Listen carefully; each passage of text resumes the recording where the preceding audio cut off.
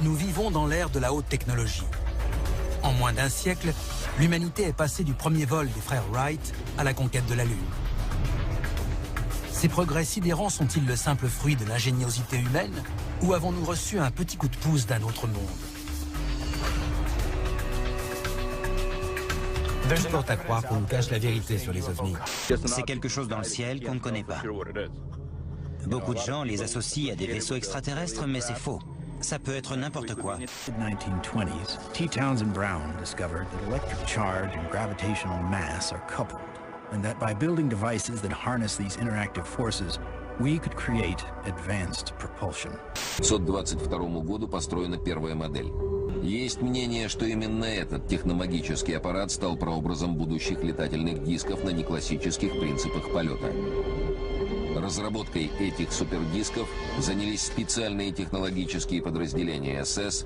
At about the same time, Nikola Tesla and Thomas Edison won the Nobel Prize in Physics, but both refused it. Tesla was at the end of a long career of inventing. He had advanced technology in the fields of X-ray, radio waves, internal combustion, and of course atmospheric electricity. When everything was said and done, he had earned 112 US patents. He proved that electricity can travel wirelessly in the air, and ultimately died penniless. However, his work did influence many others.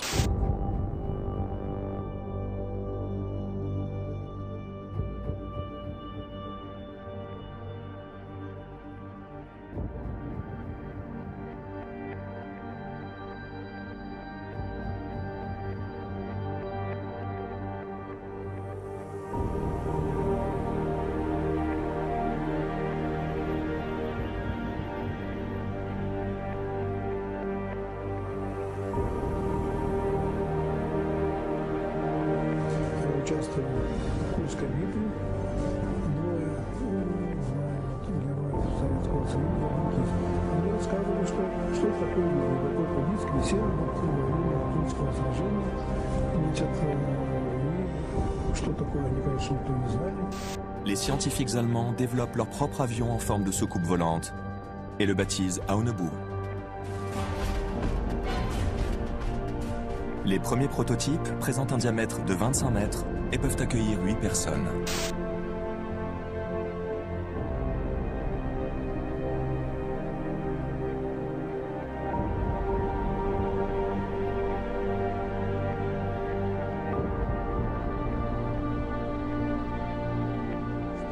К концу войны у немцев имелось 9 исследовательских предприятий, на которых разрабатывали и испытывали летающие. Расследование показало, что 8 из этих предприятий вместе с учеными и ключевыми фигурами были успешно эвакуированы из Германии. 9-е сооружение взорвано.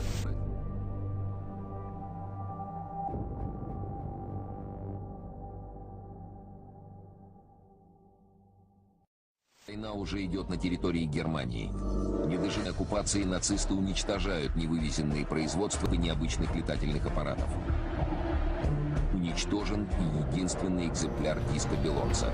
Главного двигателя Виктор Шаубергер, позднее модель, испытанная в феврале 1945 года, была построена инженерами-специалистами по взрывам из числа заключенных в Израиле.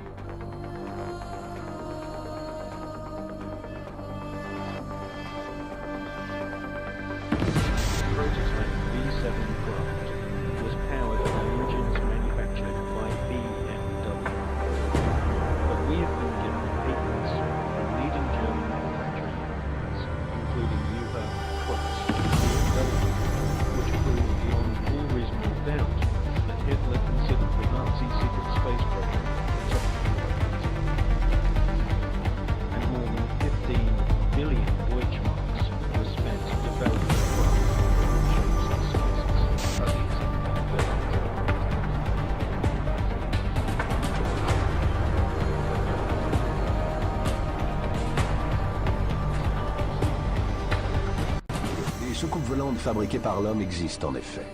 Il y a l'Avrocar qui décolla en 1955 dans le secret le plus total, moins de 10 ans après qu'on eût soi-disant retrouvé des soucoupes extraterrestres à Roswell, Nouveau-Mexique. Un mémorandum de la CIA en 1955 affirmait que l'Avrocar était basé sur des recherches que menaient les scientifiques allemands durant la Seconde Guerre mondiale. Nous avons obtenu le seul film jamais réalisé sur les premiers vols d'essai top secret effectués en 1960 au Nevada.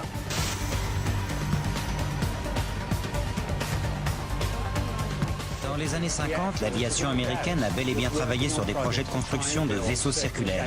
L'Avrocar fut soudainement stoppé à la fin des années 60, après que des millions de dollars eurent été dépensés. Aucune raison ne fut fournie.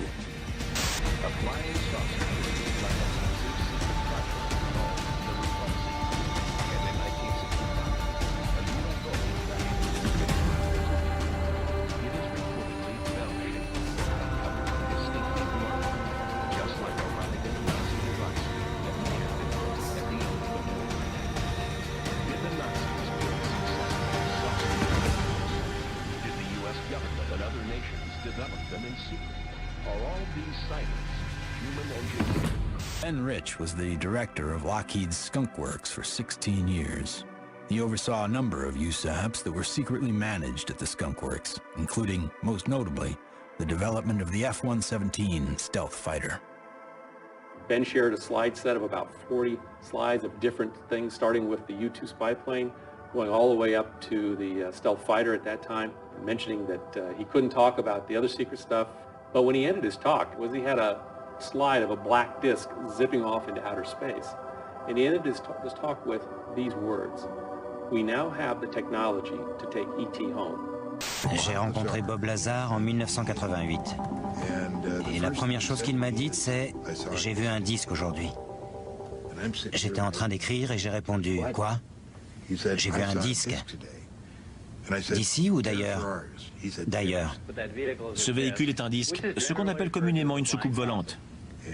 Il m'a dit que la première fois qu'il l'avait vu, le disque portait un drapeau américain. Cette révélation par un scientifique autorisé à pénétrer dans la base top secrète a fait grand bruit. Les soucoupes volantes existaient bien et le gouvernement les cachait. Steve Greer organized a Project Starlight briefing before several Congress, Pentagon, and White House staff members. The device and the kernel, all of it, with a lot of detail, and this is a cutaway. This was done and escaped government control. This is a report into future technology, commissioned in 1968 by McDonnell Douglas, then one of the biggest aerospace and defense contractors in the world. A supersonic saucer. Called the Silverbug, it was truly revolutionary. The plans show in detail a multi-jet engine craft that boasted amazing maneuverability and speed. It's an intriguing thought that this concept may tie in with the work of the German scientists who brought saucer technology to the US at the close of the Second World War. Frankly, this was the origin of a lot of the sightings that took place in the mid-50s, 1954, 55, 56, of unidentified flying objects, the UFOs. So the CIA was involved in encouraging people to believe that, yes, they saw UFOs. And the CIA and the military tried to be very helpful to reporters to get these stories out, to divert the attention of the country, and particularly the people of this region, about what they had actually seen. So what's the truth about UFOs? The story of successive attempts to develop radically new forms of flight, conducted under the strictest secrecy, is inextricably bound up with our relationship with UFOs over the last 60 years. Whether it's Allied pilots buzzed by strange balls of fire in 1942, or the Roswell incident 5 years later, there is a strong case to be made that secret military technology offers a convincing explanation for many UFOs. Beaucoup d'observations, notamment aux États-Unis, ont été faites par des militaires. Est-ce que vous pensez, vous, que l'armée nous cache quelque chose? Évidemment, sans aucun doute.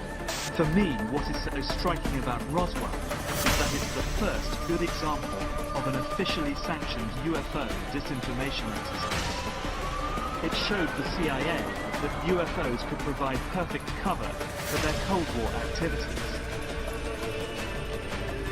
It didn't take much for the CIA to spin the extraterrestrial story into the hearts and minds of the American public. And once it was there, all manner of experimental technology could, if it was spotted, be put down to the UFO phenomenon. Anytime the government has secrets that they can keep from us, they can manipulate us by those secrets. In essence, they still remain 25 years at least ahead of us in technology, information, and knowledge, and secrets, and they are using them against us. Il y a quand même une chose qu'il faut bien se dire, c'est qu'en 1939, un bombardier emmenait une bombe d'une tonne qui pouvait détruire un bâtiment. 6 ans plus tard, on avait 12 000 tonnes avec Hiroshima. En 65, 20 ans plus tard, on avait 100 mégatonnes. Je crois que personne n'imagine ce que c'est qu'une bombe de 100 mégatonnes. C'est 10 000 fois Hiroshima. Et ce que ces textes nous racontent, c'est qu'on ne s'est pas arrêté là. On a continué. Et la question, si vous voulez, qui s'extrait de ces documents, qui dépasse largement le problème cosmologique ou des choses de la main coupée, etc., c'est est-ce qu'on dispose actuellement d'armements antimatière? But there are some cases that I just can't explain. The sightings of UFOs over Capitol Hill in 1952 are still baffling. What is certain is that real-world UFOs, the man-made ones, continue to develop. Tout porte à croire qu'on nous cache la vérité sur les ovnis. Mais la question est, pourquoi le gouvernement américain le fait? Qui sait quelle véritable puissance il cache?